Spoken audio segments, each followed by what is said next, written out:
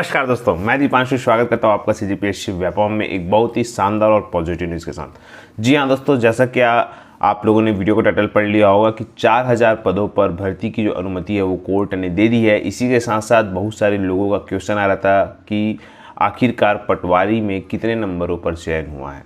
साथ में जो व्यापम का जेई है और बिजली विभाग के रिजल्ट पर हम बातचीत करने वाले हैं। तो बिना किसी तरीके की वीडियो को स्टार्ट करते हैं। जिन्होंने इस चैनल को सब्सक्राइब नहीं किया जल्दी से जाएं सब्सक्राइब करें। बिना किसी तरीके की वीडियो को स्टार्ट करते हैं।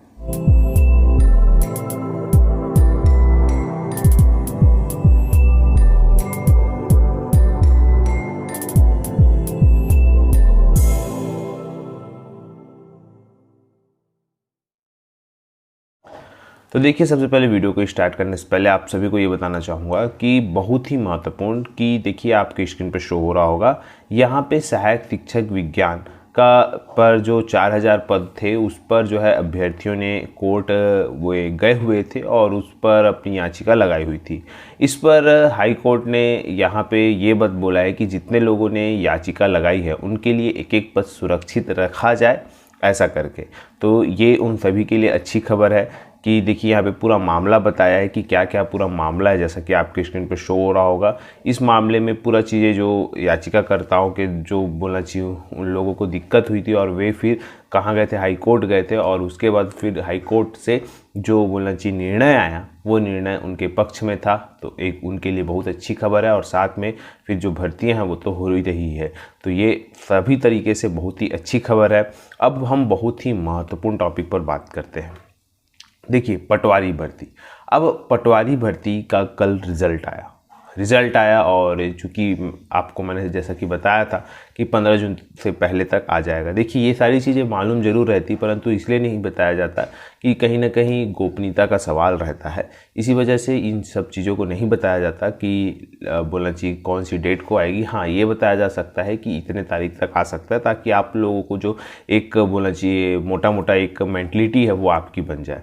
अब हम बात करें कि देखिए यहाँ पे बात ऐसी है कि बहुत सारे लोग अभ्यर्थी जो है ये पूछ रहे थे कि उनका जो नंबर है, पहली बात तो समझ नहीं आ रहा है कि सिलेक्शन हुआ है कि नहीं हुआ है उनके लिए, खासकर जो एकदम बोलना चाहिए बॉर्डर पे है।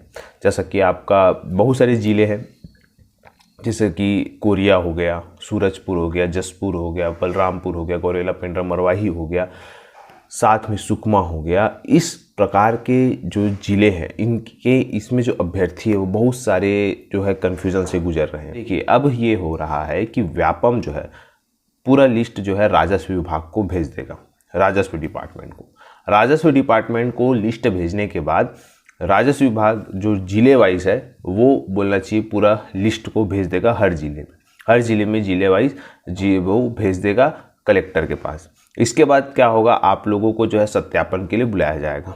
जैसा कि आप लोग के स्क्रीन पर शो हो रहा होगा, ये पूरा पटवारी का पद है। इसमें लगभग आप देखेंगे तो सामान्य वर्ग की मैं बात करूंगा, बाकी आप अलग अलग वर्ग वाले आप अपने हिसाब से निकाल लीजिएगा। तो सामान्य वर्ग की बात करूं तो लगभग इसमें 5 पोस्ट, 6 पोस्ट, 7 पोस्ट है। और अगर हम बात करें सबसे ज़्यादा जो पोस्ट है रायगढ़ में 11 पोस्ट है, बाकी देखेंगे तो आप 4, 5, 3 ऐसा करके पोस्ट है। अब यहाँ पे जो रैंक है सबसे महत्वपूर्ण है कि नंबर अलग अलग जिलों में अलग अलग नंबर गए। जैसा कि अगर सबसे ज़्यादा हम बात करें तो रायगढ़ में गया, जैसा कि मैंने आप सभी को कहा था कि रायगढ़ में सबसे ज़्यादा नंबर जाएगा। इसके बाद यहाँ पे देखिए बहुत सारे कैंडिडेट हैं, जैसे कि जो सूरजपुर के कैंडिडेट है वो यहाँ रायपुर में आके कोचिंग कर रहे हैं, जो कोरिया के कैंडिडेट है वो रायपुर बिलासपुर में आके कोचिंग कर रहे हैं, जो बोलना चाहिए सुकमा के बच्चे हैं वो भी रायपुर दुर्ग में आके कोचिंग कर रहे हैं। तो इनका इस कारण क्या है, इनका नंबर हाई गया है, जिसकी वजह से यहाँ पे जो कट ऑफ है वो जो इन सब जिलों में जो कम जाता है वो थोड़ा सा बढ़ गया, पहली बात। दूसरी बात, कट ऑफ बढ़ने से बहुत सारे जिलों में ये हुआ है कि जो नंबर है, जैसे कि अगर 111 नंबर वाला फर्स्ट रैंक पे है तो 104 नंबर वाला चौथे रैंक पे। इस प्रकार से जो नंबरों का जो डिफरेंस है वो बहुत ज़्यादा है। कारण यही है कि ये सब इंटायर जिलों में ऑलरेडी जो है कट ऑफ कम जाता है, परंतु अभ्यर्थी अब जागरूक हो रहे हैं, इसी वजह से कहीं ना कहीं इसका जो कट ऑफ है बढ़ा हुआ है इन सब जो इंटायर जिले, जैसा कि आप देखेंगे सुकमा हो गया, सूरजपुर हो गया, कोरिया हो गया, जसपुर हो गया, गौरेला पेंड्रा मरवाही हो गया। इन सब जिलों में जहाँ बोला जी पिछले बार की अपेक्षा इस बार जो कट ऑफ है वो बढ़ा हुआ है। तो अब बात आती है कि कितने नंबरों पर और कितने पद के लिए क्या किया जाता है। तो जैसा बताया कि मैंने आपको सत्यापन के लिए बुलाया जाएगा। सत्यापन के बाद जब बुलाया जाएगा तो उसमें 1:3 में बुलाया जाता है। जैसे कि अगर आपके यहाँ सीधी सी बात है, रायगढ़ का अगर मैं एग्जाम्पल लूँ तो रायगढ़ में जैसा 11 पोस्ट है, तो 11 पोस्ट का 3 गुना मतलब 33 रैंक वालों तक को बुलाया जाएगा। अब ये इस 33 रैंक वाले तक को बुलाया जाएगा मतलब इसका ये मतलब नहीं कि उनका सिलेक्शन हो जाएगा, होगा तो 11 में 11 लोगों का ही चयन होगा होने के लिए, परंतु 1:3 में इसलिए बुलाया जाता है जैसा कि बहुत सारे अभ्यर्थी जो टॉप किए होंगे, जाहिर सी बात है वो इन सब परीक्षाओं की अपेक्षा अन्य परीक्षाओं में भी टॉप किए होंगे, जैसा कि फूड इंस्पेक्टर हो गया, आपका सहायक संपरीक्षक हो गया, और भी बहुत सारी एग्जाम में टॉप किए होंगे। तो उनको अपने हिसाब से जो है पोस्ट, अगर उनको सहायक संपरीक्षक अच्छा लगेगा तो सहायक संपरीक्षक में चले जाएंगे, अगर उनको फूड इंस्पेक्टर अच्छा लगेगा तो फूड इंस्पेक्टर में चले जाएंगे। इस प्रकार से यहाँ पे आप देखेंगे कि बहुत सारे जो लोग हैं नौकरी छोड़ देते हैं, पटवारी में ज्वाइन ही नहीं करते, सत्यापन में ही नहीं आते। तो होता क्या है कि तब उन लोगों का नंबर लगता है जो जिनका नाम, जैसे कि 11 पद है तो जिनका रैंक 12, 13, 14, 15, 16, 17, 18, 19, 20 ऐसा करके जो बाद के रैंक है उनको तब मौका मिला जाता है जब ये लोग नौकरी ज्वाइन नहीं करते। इसी वजह से 1:3 में बुलाया जाता है कि भाई अगर सामने वाला कैंडिडेट जो है ज्वाइन नहीं करेगा तो पीछे वाला कैंडिडेट ज्वाइन नहीं करता है। और ये इसकी जो वैलिडिटी है, जो आपकी बोलना चाहिए मेरिट लिस्ट आएगी, मेरिट सूची जिले वाइज, उसकी जो पूरी बोलना चाहिए वैलिडिटी है वो डिपेंड करता है कि विभाग कितने महीने या साल तक रखे। विभाग चाहे तो इसको 6 महीने, 8 महीने, 12 महीने ऐसा करके रख सकते हैं। ये पूरा का पूरा विभाग के ऊपर डिपेंड करता है।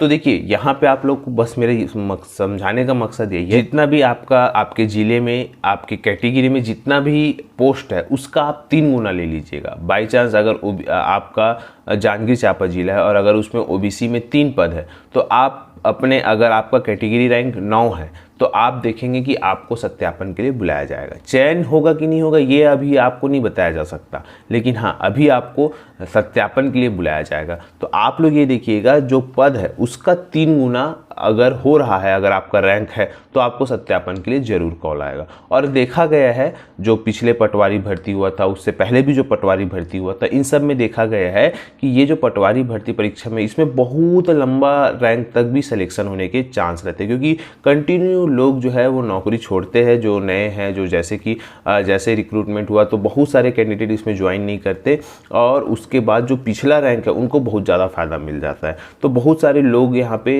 बोलना चाहिए बहुत नौकरी छोड़ते हैं और जो बोलना चाहिए जिनको फ़ायदा हो जाता है जिनका पिछला नाम रैंक है, ऐसा करके। तो आप लोग निश्चिंत रहिएगा। अगर आप लोगों का बहुत बोलना चाहिए बॉर्डर पे है तो टेंशन मत लीजिए, आप लोग बस इंतज़ार करिए समय का, और जैसे ही बोला चीज़ आप लोगों की वरिष्ठता सूची आएगी आप देखेंगे वहाँ पे कैंडिडेट का रोल नंबर भी रहेगा और उनका प्राप्तांक भी रहेगा, उनका रैंक भी रहेगा। आप लोगों को पूरी जानकारी आपके जो जिला कलेक्टर है वहाँ पे आपको मिल जाएगी।